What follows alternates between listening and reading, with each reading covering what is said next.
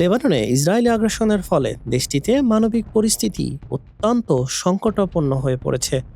জাতিসংঘ জানিয়েছে, দেশটির অর্ধেকেরও বেশি মানুষ এখন বেঁচে থাকার জন্য ত্রাণের উপর নির্ভরশীল।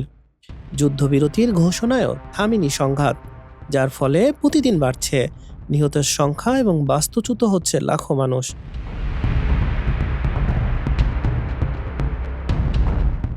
ভয়াবহ এক মানবিক বিপর্যয়ের দ্বার প্রান্তে দাঁড়িয়ে মধ্যপ্রাচ্যের দেশ লেবানন।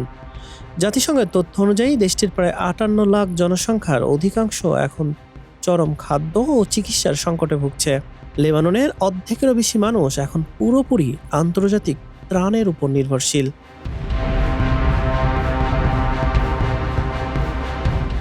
সম্প্রতি বৈরুতে প্রেসিডেন্ট জোসেফ আউনের সঙ্গে বৈঠক করেছেন ইউরোপীয় ইউনিয়নের সংকট ব্যবস্থাপনা প্রধান হাজ্জা লাবিব।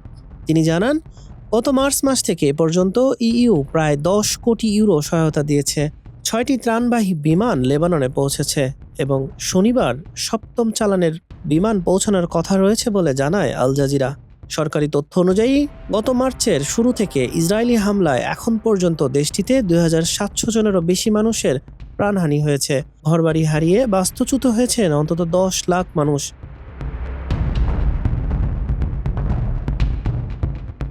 গত ১৭ এপ্রিল ওয়াশিংটনের মধ্যস্থতায় যুদ্ধবিরতি ঘোষণা করা হলেও বাস্তবে তার কোনো প্রতিফলন নেই। দক্ষিণ লেবাননের একটি বড় অংশ এখনও ইসরায়েলি বাহিনীর নিয়ন্ত্রণে। আল জাজিরা জানায়, ইসরায়েলি বাহিনী দক্ষিণ লেবাননের অনেক এলাকায় পুরো গ্রাম মাটির সঙ্গে মিশিয়ে দিচ্ছে।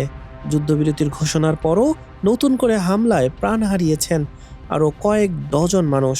চরম এই মানবিক বিপর্যয়ের মুখে সাধারণ মানুষের জীবন এখন পুরোপুরি আন্তর্জাতিক সহায়তার উপর থমকে আছে। হাসান শাহরিয়ার, মানব কণ্ঠ।